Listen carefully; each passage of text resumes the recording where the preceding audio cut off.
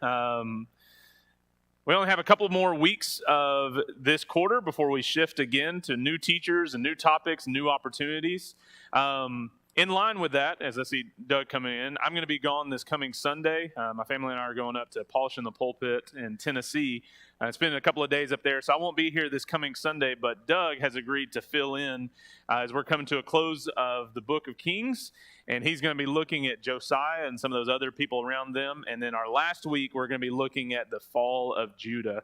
So only 2 more sessions after this, and we'll cover a lot of information when it comes to Josiah, really interesting character that runs parallel with some of the things we're going to see with Hezekiah this morning. So that's kind of where we are in our study and what we're thinking about.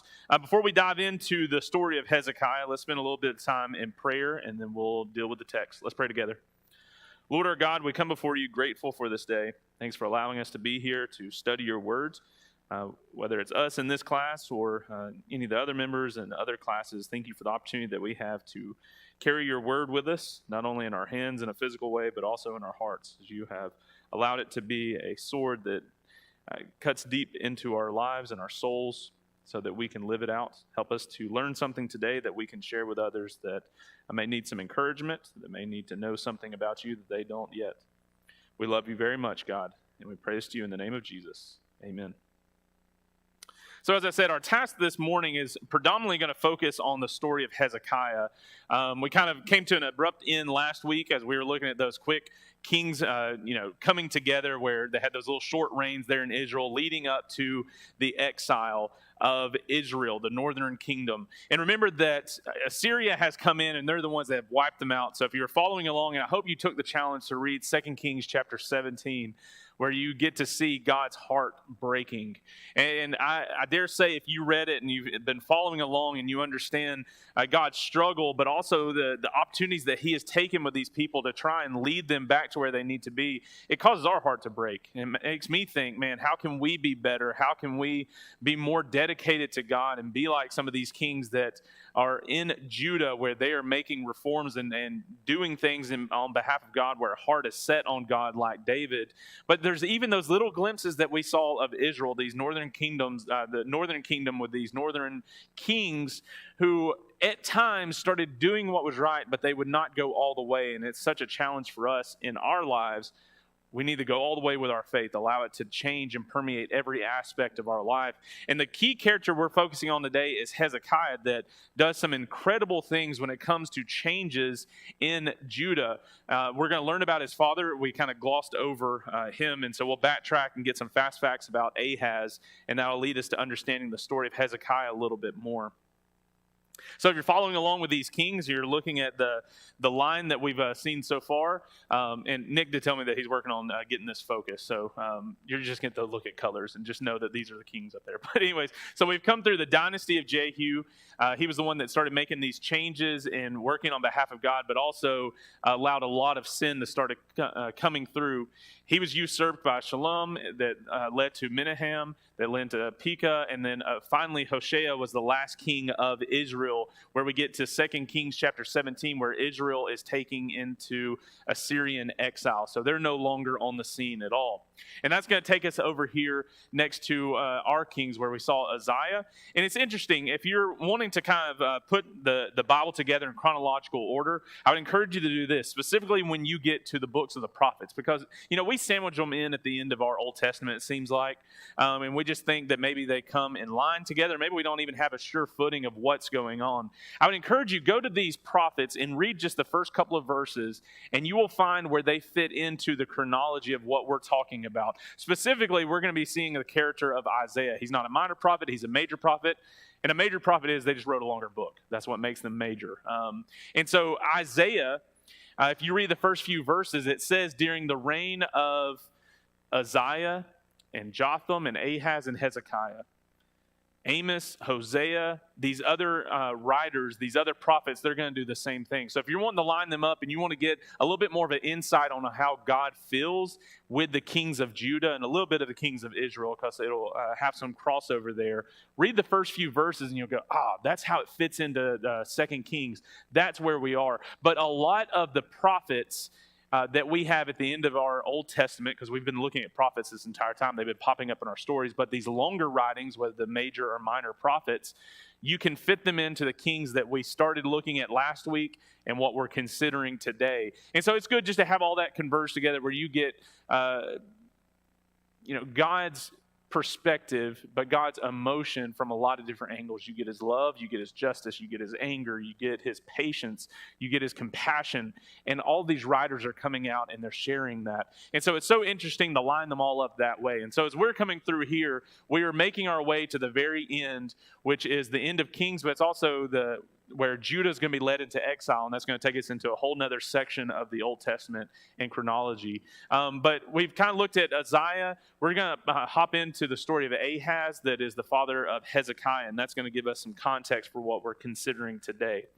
As we've been following these kings, we've been putting them on a line of understanding how they fall in line with evil, good, and those that are making reforms. And these are just categories, although I've got it on a timeline. We've seen some really good kings. Amaziah, Uzziah, and Jotham are good kings. They're right there in the middle. But we're going to have a little bit of decrease, well, actually a very drastic decrease with Ahaz. I want to spend some time talking about his evil. But then we're going to pop back up to somebody that's making some solid reforms. And then we'll dive down again next week when you think about Manasseh and Ammon leading into Josiah. So just have that in your mind. That's where we are in this story and what we're trying to focus on here. All right, so let's talk about Ahaz. Just a couple of fast facts about him. So Ahaz becomes king after his father Jotham dies. And so if you want to go to 2 Kings chapter, let's see, I've got in here chapter 16. And you'll see today when we talk about Hezekiah, we're actually going to spend a lot of time in Chronicles because I like the way that it shares the details of these stories, and you can get a little bit more detail about Ahaz and some of the wicked things that he does by bringing in the book of 2 Chronicles. But just as we're trying to figure out who he is and what he did, you can look here in chapter 16. He veers from the tradition of the past three kings and decides to do what was evil. Look at 2 Kings chapter 16. We'll start in verse 2. Ahaz was 20 years old when he began to reign, and he reigned 16 years in Jerusalem, and he did not do what was right in the eyes of the Lord his God, as his father David had done, but walked in the way of the kings of Israel.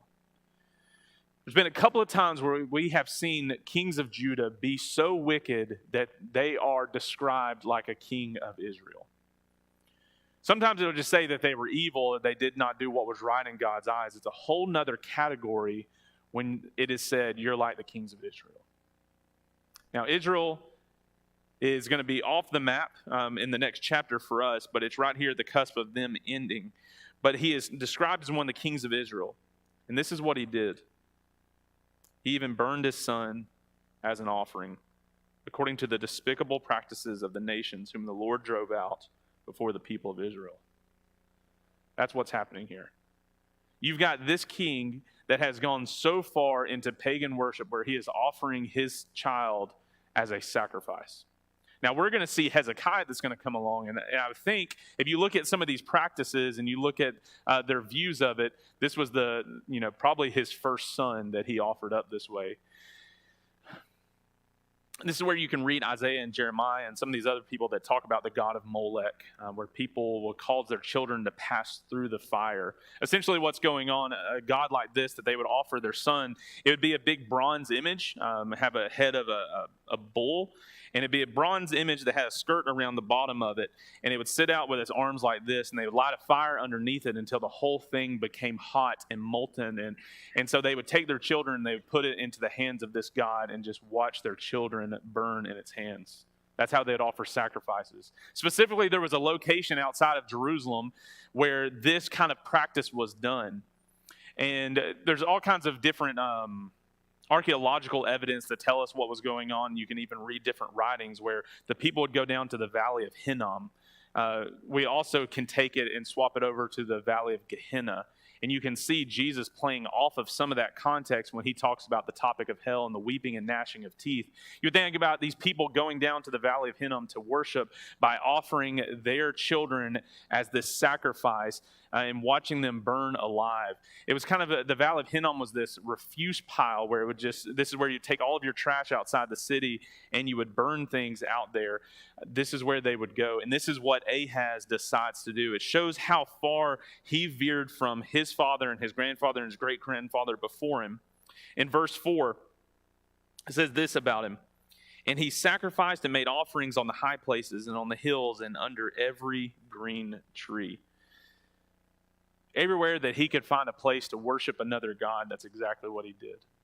You read Chronicles, and it's interesting as you find this path that he goes on to get away from God and what he enacts to go so far away from the proper practices. There's no other word to describe him besides just despicable and wicked. He commits these horrible acts, making these sacrifices on every mountaintop, every area that he can. So he's bringing in more and more offerings. It's during his reign that Pekah, one of the final kings of Israel, the king, he is also working with him. They're fighting against each other. And Ahaz asks for help from Syria, and eventually he'll ask help from Assyria as well. So Ahaz petitions Assyria for help, and the way that he does it is he takes some treasures from the temple, offers it. He says not that big of a deal. He strips down the temple, takes away some of its beauty, its gold, its riches, passes it on as a tribute. It appeases for a little while, but eventually that's not going to last either. And I thought this was interesting. Let's go to 2 Chronicles. I want to read this point about Ahaz. In 2 Chronicles chapter 28, one of the last lines that we have on these fast facts. 2 Chronicles 28, look at verse 16. At that time, King Ahaz sent the king of Assyria for help. So Israel is coming in and fighting against Judah. And actually, this whole reason why it was happening, the reason why Israel was fighting against Judah, was God was using Israel as a tool to humble Judah. But Ahaz goes outside of God and ask for help of this nation that's eventually going to take away his cohort. Verse 17, for the Edomites had again invaded and defeated Judah and carried away captives. And the Philistines had made raids on the cities. Jump down to verse 19. For the Lord humbled Judah because of Ahaz, the king of Israel. For he had made Judah act sinfully and had been very unfaithful to the Lord. Verse 20, so Tiglath-Pileser, king of Assyria, came against him and afflicted him instead of strengthening him. So he sent tribute. He was wanting to appease and get Assyria on his side, and Assyria's like, I'm not going to listen to you. So he actually turns around. Instead of being strengthened by them, he is being humbled by them. The plan blows up in his face. Verse 21, for Ahaz took a portion from the house of the Lord and the house of the kings and the princes and gave tribute to the king of Assyria, but it did not help him. His plan failed because he has no strength. No one is on his side, but specifically God is not on his side. And this is where, it's one of those verses that you would want to underline because it's got a teaching for us. Verse 22, in the time of his distress, he became yet more faithless to the Lord, this same king Ahaz. If we're honest with ourselves where we are more susceptible to sin, it's in our distress, isn't it? The further that we slide down where we don't know which way to go, it's in those moments where we start making worse and worse decisions. In his distress, when he had nowhere to turn, which he could have turned to God, and God would have pulled him up out of the mire, he would have helped him at every single way, but he didn't. And it was in his distress that he completely turns away from God, where he starts petitioning other gods. And if you read the last of that chapter, verses 23 through 27, that's exactly what he does. He turns his back on God and starts introducing these other gods, hoping that they would give him help, that they would give him aid, and nothing happens. He dismantles the temple, takes away everything, starts erecting temples inside the temple, altars inside the altar, where you walk into the Temple Mount and you can't even tell who the God is that belongs there.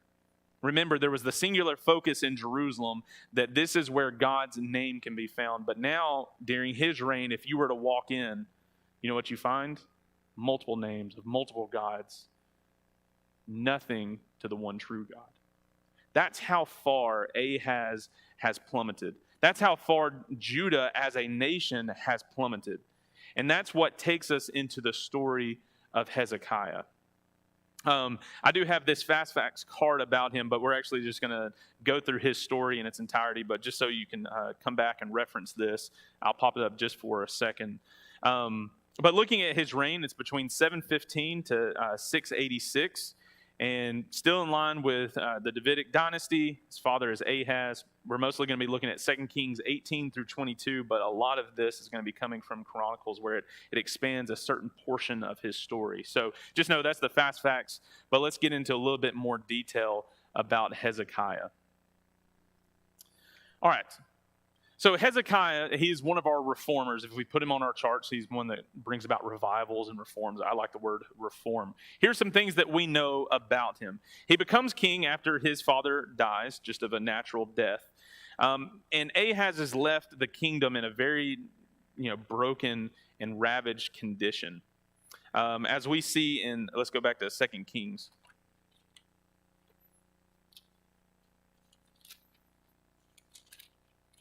2 Kings chapter 16, starting in verse 1. Let's read these verses about Hezekiah first. Let's go to 2 Kings chapter 18, starting in verse 1. In the 3rd year of Hoshea, that's going to be the last king of Israel, son of Elah, king of Israel, Hezekiah, the son of Ahaz, king of Judah, began to reign. He was 25 years old when he began to reign, and he reigned 29 years in Jerusalem. His mother's name was Abi, the daughter of Zechariah. And he did what was right in the eyes of the Lord, according to all that David, his father, had done. There's that key phrase that we see where he didn't do good like his father, because Ahaz didn't do anything at all. And it didn't even jump to his grandfathers, which we could have said, his grandfather, great, and great-grandfather, that they did good, but it jumps all the way back to the beginning. And what is the key for us understanding these reforms? It's a heart wholly dedicated to God. And so that's why he's described as a good king. And here's what he did in verse 4. This is going to be the short synopsis that we're going to expand out further. Verse 4, he removed the high places and broke the pillars and cut down the Ashrae. And he broke in pieces the bronze serpent that Moses had made. For until those days, the people of Israel had made offerings to it. Verse 5, he trusted in the Lord, the God of Israel, so that there was none like him among all the kings of Judah after him, nor among those who were before him. For he held fast to the Lord. He did not depart from following him, but kept the commandments that the Lord had commanded Moses. And the Lord was with him. Wherever he went out, he prospered. He rebelled against the king of Assyria and would not serve him. He struck down the Philistines as far as Gaza and its territory, from watchtower to fortified city. Now, how much of a difference is that between his father? A man that comes in and just brings in all these different offerings and all these different sacrifices, and that's these references that I have on the second line here. Looking at 2 Kings chapter 16, where we saw the introduction of Ahaz, but then also these verse references, and there's even more that we could add onto there of the things that Ahaz did. Essentially, the kingdom that Hezekiah is inheriting has been completely ravaged by sin. The reason why it's broken, the reason why it's not succeeding, the reason why there are enemies on every turn is that they had allowed sin to be their dominating factor. So Hezekiah, wanting to make reforms, make changes, he starts with the high places. He breaks down the pillars that were part of Baal worship. He cuts down the Ashrae, which is the female counterpart of Baal. And I think this is so intriguing. It's popped up in this story, and we haven't really thought about it for some time. They are still holding on to this bronze serpent that Moses had made in the wilderness. Now, if you kind of add up and you find out where we are in history, they've been holding on to this bronze serpent for about 700 years. Now, there's nothing, too crazy about that, because you think about the tabernacle, you think about the Ark of the Covenant. They had been holding on to those since Moses had established them. But if you remember, there's this episode in Numbers chapter 21, verses 4 through 9, where the people are complaining and whining, as they normally do in the wilderness. And God says, okay, well, I can humble you. So he sends snakes, these fiery serpents, into the camp, because when they would bite, they would hurt. And people are dying, they're crying out, they're asking for help. And so God says, all right, Moses, here's what I want you to do. I want you to go make this bronze serpent, put it up on a stick, and then put it in a certain location. And anybody who has been bitten by a snake, if they need to be healed, they need to go and look at that serpent. It's real simple, but God has all these plans for you to be able to trust in him. And isn't that an example of faith? It's not just, and I can hear multiple preachers use that as an illustration. It's not just believing that the serpent is over there. You actually have to go where it is. That's what faith does. It requires you to move. The people had been holding on to that bronze serpent. And I don't know if it had any significance outside of that other than just a reminder of, hey, guys, remember when these snakes came in the camp because we were a bunch of complainers? But somehow things had shifted as we're reading here, where they're just not holding on to it as a symbol of God helping them and giving them aid, but they're offering worship to it. They've turned it into its own God. And so Hezekiah comes in, breaks down all of these different things, but also breaks down this bronze serpent. And the words that's used here are also the same words that's used when Moses comes down from Mount Sinai and breaks into pieces the golden calf. He grinds up, causes people to drink. That's exactly what Hezekiah is doing here. He is going into every nook and cranny of the kingdom and removing every bit of false worship. I thought this was an interesting quote, because we just keep coming back to why the high places. This one individual wrote this. It's hardly a contradiction because they're talking about some of these maybe disagreements of, I thought he removed everything, but then they're over here. So it's hardly a contradiction to say that, my dad removed all the weeds from the garden, but that my mom removed all the weeds from the garden a month later. That's the nature of weeds and wooden idols. They spring up incessantly. It should not surprise us that this is the case for high places and altars. They're easy to build and are sown by the festering idolatry in Israel, though at times this idolatry would have been suppressed and less visible. That's exactly what goes on. Why are these high places here? Because they're easy to pop up in a certain location. Every time you turn around, another weed has popped up. And Hezekiah comes in, and he's weeding the garden. He's removing every single site of things that are outside of God's will. And we're going to see this in more detail. We have the short synopsis of what Hezekiah is doing here, but it's really through the book of Chronicles that we get a fuller explanation of what he does. And so we're going to spend some time in Chronicles, if you don't mind, veering outside of Kings. Let's go to 2 Chronicles chapter 29.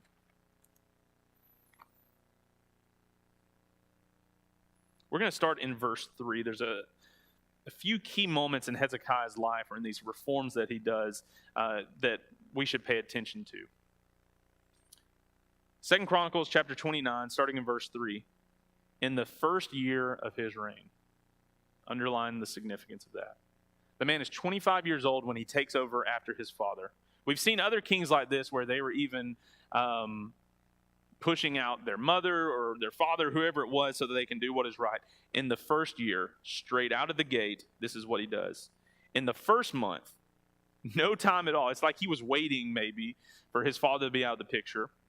When he takes the throne, he opened the doors of the house of the Lord and repaired them. Now, we've seen the house of the Lord be in disrepute multiple times. I told you, if you're reading through 1st and 2nd Kings, look at every single time a king would come in and remove treasures and possessions out of the temple and offer it up as a tribute to somebody else, or maybe even when it's pillaged. The first time we saw it was Rehoboam, the son of Solomon. He takes the treasures of the temple that his father Solomon had built, and he gets rid of them. Well, it's because Egypt came in and took them away, but there's still some things that go on there. So gone are the days of Solomon's majestic temple. It has been pillaged. It has been removed over and over again. And even people like, not Joash. Yeah, Jehoash. That when he becomes king, some of the reforms that he does, he rebuilds the temple. Remember, he brings in this stockpile of funds and he makes it nice. That's even gone. Over and over again. But what Ahaz did, he went in and he desecrated everything. He even sold the altars. He sold all the utensils and everything. Those are gone. And so Hezekiah, apparently they had just closed the doors and like, look, this is just an empty building. Hezekiah comes in, he opens up the doors. And he says, look, it's time for us to make this right. He repairs the doors themselves. Verse 4, he brought in the priests and the Levites and assembled them in the square on the east and said to them, hear me, Levites. Now consecrate yourselves and consecrate the house of the Lord, the God of your fathers, and carry out the filth from the holy place. For our fathers have been unfaithful and have done what was evil in the sight of the Lord our God. They have forsaken him and have turned away their faces from the habitation of the Lord and turned their backs. Can you think of some psalms or even songs that we sing about coming into God's holy habitation? He said they've turned their back on that. It's not just the physical filth. Yeah, they probably need to sweep it. They need to wipe it down. But the consecrating tells us there's a lot more at stake here. There's a lot more religious things that they need to get right where they haven't been able to draw near to God like they were supposed to. Because what Ahaz brought in was just this terrible place. It almost gives us a glimpse. And I think there's so many crossovers between Hezekiah and what we see with the story of the Gospels with Jesus. Jesus comes into the temple in John 2 or Matthew 21, and he sees the temple being filled with things that are not right. And he's going to cast them out.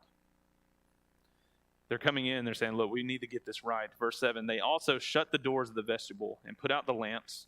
As he's talking about the people before them, they shut the doors of the temple and the vestibule so people couldn't come in, and put out the lamps, and have not burned incense or offered burnt offerings in the holy place to the God of Israel. It's been a long time since the pleasing aroma of a sacrifice had been smelled in this place. Verse 8, therefore the wrath of the Lord came on Judah and Jerusalem, and he has made them an object of horror, of astonishment, and of hissing, as you see with your own eyes. Referencing Ahaz fighting against Israel and even fighting against Assyria, he said, look, you saw it happen. You witnessed it with your own eyes, and here we stand. Look around you. He's got these priests and the Levites. He said, this is where you're supposed to be working. This is the place that God has put you in charge of. You are a Levite. You are chosen to be here to do these things. And when's the last time you smelled a sacrifice? When's the last time a fire was lit? When's the last time the lamp was lit? He said, we haven't been worshiping. We have not been doing what we're supposed to do. And God sees this, and you all see it. For behold, verse 9, our fathers have fallen by the sword, and our sons and our daughters and our wives are in captivity for this. Part of them were led into captivity. Israel came in and took them captive, but Assyria had also come in and tightened up on them and restricted them a little bit more. Verse 10, now it's in my heart to make a covenant with the Lord, the God of Israel, in order that the fierce anger may turn away from us. My sons, do not now be negligent, for the Lord has chosen you to stand in his presence, to minister to him, and to be his ministers and make offerings to him. He reminds the priests, he gives them a charge, and he tells them, look, you guys need to be doing what God has asked you to do.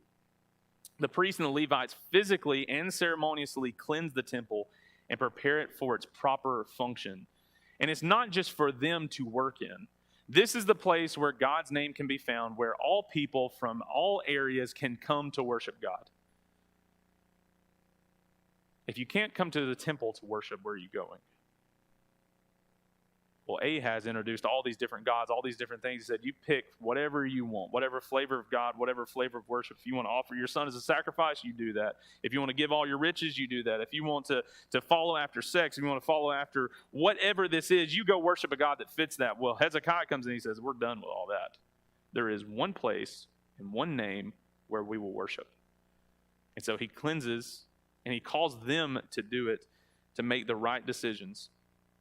And so you get in verse 12, and it goes through this list of all the different priests and the Levites and who started doing all these things. But I look at verse 15. We're still in 2 Chronicles 29, starting in verse 15. They gathered their brothers and consecrated themselves and went in as the king had commanded by the words of the Lord to cleanse the house of the Lord. The priest went into the inner part of the house of the Lord to cleanse it. And they brought out all the uncleanliness that they found in the temple of the Lord into the court of the house of the Lord. And the Levites took it and carried it out into the brook of Kidron. They began to consecrate on the first day of the first month, and on the 8th day of the month, they came to the vestibule of the Lord. Then for 8 days they consecrated the house of the Lord, and on the 6th day, the first month, they finished. Then they went in to Hezekiah the king and said, we have cleansed all the house of the Lord, the altar of burnt offering and all its utensils, and the table for the showbread and all its utensils, all the utensils that King Ahaz had discarded in his reign when he was faithless, we have made ready and consecrated, and behold, they are before the altar of the Lord. They said, it's all ready. We've set the table, literally, for things to be done. We've cleansed it. I mean, we've made sure that everything physically is the way it needs to be, but also God had very specific rules about who could go into the Holy of Holies, who could touch the showbread, who was allowed to even enter the certain parameters of the tabernacle, of the temple. And they said, look, we've laid everything in its place. We've stepped back. It's now time. Let's see here. Jump to this slide.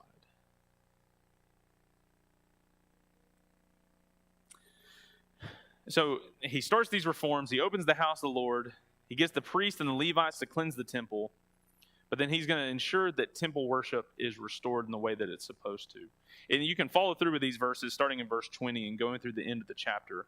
But essentially, here's what's going on. Hezekiah restores the temple worship by stationing the priests and the Levites in all their specific roles and where they're supposed to be, and tells them this is what you're supposed to do.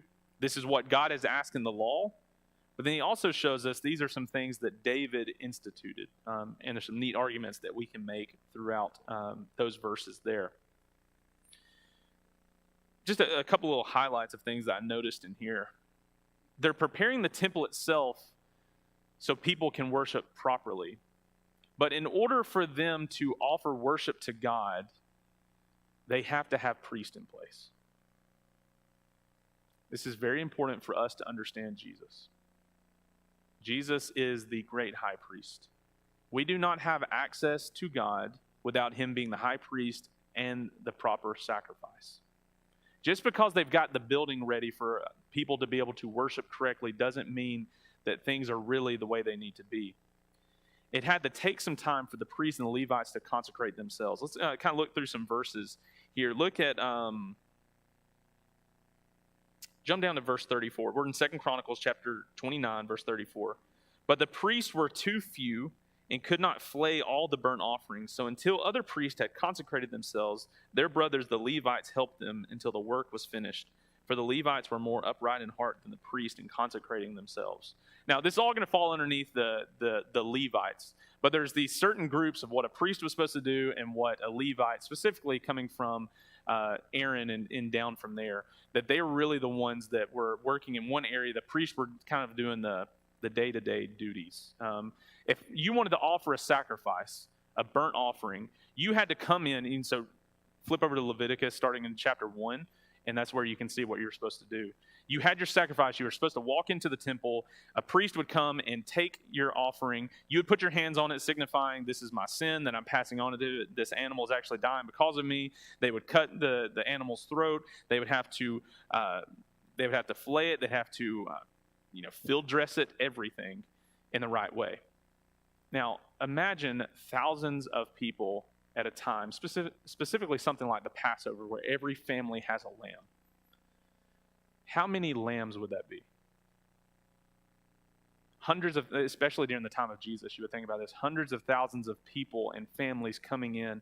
It talks about in the Herod's temple, when Jesus is around, that there were these spikes all around the Temple Mount where a priest would come.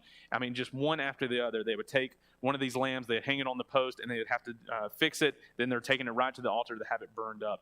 And they're doing that over and over again, where the floor of the temple is just covered in blood. If you've ever field dressed an animal or seen that being done, there are people that can do, like a deer in like 10 minutes or maybe less. They're doing that over and over again. And it's interesting is they're trying to get all these priests together. They don't even have enough workers. Not enough people have come over to do what needs to be done. But look at some other verses in chapter 30, 15 through 16. This is talking about the Passover. And they slaughtered the Passover lamb on the 14th day of the month. And the priests and the Levites were ashamed, so they consecrated themselves and brought burnt offerings into the house of the Lord. They took their accustomed post according to the law of Moses, the man of God. The priests threw the blood that they had received from the hand of the Levites. For there were many in the assembly who had not consecrated themselves. You just don't have enough people yet. And they're wanting to worship. They're wanting to do what is right. And they're trying to get it figured out. And so it's interesting as you read these verses to see part of the reforms that Hezekiah has to make. It's not just preparing the building. It's preparing the people. You have the priests and the Levites who are the intercessors, the go-between. But then you also have just the people themselves understanding how valuable this is. And that's part of what Hezekiah is doing. He's not just fixing the physical things, he's fixing the people's hearts. And he's not the one actually doing it. But they're seeing the value of what's happening here. Go back to 2 Chronicles 29 and look at verse 36. And Hezekiah and all the people rejoiced because God had provided for the people, for the thing came about suddenly in the first year, in the first month. That's what they're talking about. He comes in so quickly to fix all this. They're excited. They're like, this is what we've been wanting to do. We've been wanting to do this correctly. And I think it's interesting if you compare Acts chapter 2 and Acts chapter 4, the church meeting together in the temple, rejoicing for what God has done for them. They want to do it more and more. And you can also see in 2 Chronicles 31, 4 through 10, the people are just excited.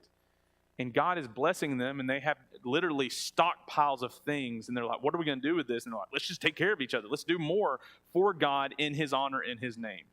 That's exactly what happens in Acts 2 and Acts 4 with the church. I think that's the kind of reform that we see when thousands of people come fixing the heart problem. They were cut to their hearts in Acts chapter 2. When the heart is fixed, everything else, the desire to follow God and his commandments, will come through as well. So Hezekiah commands all of Jerusalem to keep the Passover. This is in the next section in 2 Chronicles chapter 30. Remember, we just have the short synopsis in 2 Kings. This is what he's doing. Okay, this is what he's doing in the first year that he is in charge, in the first month. Well, they're supposed to be keeping the Passover. This is something you're supposed to do on a regular basis, but clearly they have not been doing it. So Hezekiah, if you start reading in verse 1, he says, look, I want to celebrate the Passover. That's one of the first things that God instituted when the people came out of Egypt, that they were supposed to remember that God will pass over their sins and that he will take care of them. They're supposed to keep it in the first month, but because of sin, and you can see this happening in Numbers chapter 9, 1 through 14. We talked about this in our class last summer, Untying the Law, where God said, okay, if you are unclean, then just go ahead and do it in the next month, but make sure you do it correctly. So Hezekiah sends this letter to all the people in all of the surrounding area, and he says, we're going to celebrate the Passover. I want you all to prepare. That means that you need to get your lambs and you come to this temple. It's so encouraging. My last line that I've got on here. Even some people that were left over from Israel, although they were led into exile, of course the Assyrians couldn't get everybody. They were scattered. There are still some true Israelite people in the area. And Hezekiah sends the letter to them as well. Look at 2 Chronicles chapter 30, verse 10. So the couriers who have these letters went from city to city through the country of Ephraim and Manasseh and as far as Zebulun. But they laughed them to scorn and mocked them. However, some men of Asher, of Manasseh, and of Zebulun humbled themselves and came to Jerusalem. The hand of God was also on Judah to give them one heart to do what the king and the princes commanded by the word of the Lord. You keep reading through this section. The Israelites who had been worshiping in Dan and Bethel with these false gods, they turn. And God's excited and the people are excited. Can you think about parables where Jesus tells this story of going into the highways and the byways and invite everyone? It would have been very easy for Hezekiah and the people of Judah to look at Israel and like, that's exactly what you deserve. No, you can't come to this city. He said, no, we're going to ask anybody that wants to come worship God, you come here and we're going to worship because this is what God has done. And although we have people around us that were taken into exile because of their sin, let's fix the sin. And then we can draw near to God and he will help us. So encouraging and so humbling to think about this is what God was doing with the people. And Hezekiah just got to be a small part of it, of leading people in the right way, in the right path. Just a few other things to think about with Hezekiah. All right, so we've got these reforms, the religious reforms. People come in, they're able to worship according to God's plans with the Passover, and everything's going well. He organizes the priest, and a lot of great encouraging things there. But I want to think about another major component in these last few minutes of our study. Go back to 2 Kings chapter 18. It's interesting that the story of Hezekiah, it has multiple different witnesses to it. Here's what I mean. The story of Assyria coming to talk to Hezekiah, which is this next section, We can read about it in Kings. You can read about it in Chronicles. You can also read it about in Isaiah chapter 37. He retells the same story. You can also read about it in the documents of Assyria. There's this piece of archaeology. It's called Sennacherib's Prism, where it describes in detail Assyria coming to talk to the king Hezekiah and asking for tribute and getting it. If anybody has doubts about things that are going on during this time, just know it has multiple witnesses to it to show us that God is very active and that these are historically accurate. But there's this episode where Assyria, who has already taken, and this is where we are in the story, Assyria has already taken Israel into exile. And they send this group of messengers to Hezekiah, and they say, look, we're coming your way. Yeah, you can try and give us money. You can surrender if you want to and just let us take you away. We'll take you somewhere real nice. We'll give you homes there. Hezekiah, as we saw in the little short synopsis, that he did not serve Assyria. These people come and they even start mocking the God of Israel, the God of Judah. They come in and Hezekiah's already prepared for this. He tells all the people, he said, look, I'm only going to send a few people to stand on the wall. Everybody else stand guard. Don't even open your mouth. I'm going to stay back here. They're going to send this group that's going to come and they're going to try and convince us to surrender. Don't listen to them. Anything they say, we'll take it to God. Do not argue with them. But here's the argument that Assyria offers up of why they should surrender. This is just the few bullet points about it. Jerusalem had no military might or skill to resist. Syrians come in and it's like, look, you don't even have enough people. If I were to give you enough chariots for you to use, you don't even have enough people to sit on them. So it's not by your own strength you're going to succeed. God could not save Jerusalem any more than the gods of the cities that Assyria had already taken. So the Assyrians are going to come in and they say, look, your gods are nothing. If you think you're going to get your strength from your God, go look at every other nation that we've wiped out. They had gods. They're nothing compared to us. Your God's just one more thing that we'll stomp on. He said, oh, you're trying to depend on Egypt? Really? He said, that's a broken reed. The way he describes it, he said, imagine if you had this broken reed that, so take a reed, break it in half, you have all these shards that are coming up. He said, imagine if you were going to use that as a handle. You're going to use that as a staff. It's going to stab through your hand. He said, you're going to lean on Egypt. We're going to wipe them out too. So you don't even have any military might. You don't even have any mercenaries that you can use. And then they even lie about this, and they said, oh, and plus your God has told us that we're going to do this. I do wonder what the Assyrians learned about the God of Israel as a whole, the God of Israel, but the God of Judah, when they took Egypt out. When they took Israel out. Hezekiah hears this argument, and he goes in and he prays to God for help. God answers his prayers. He never gives in, and he always trusts God. I think there's a lot that we can learn about Hezekiah that is also going to parallel to what we're going to see with Josiah a little bit later on. But man, so many great things to learn. Go and read this story some more, and I think you'll be blessed because of it. Appreciate you guys being here. That's all that we got.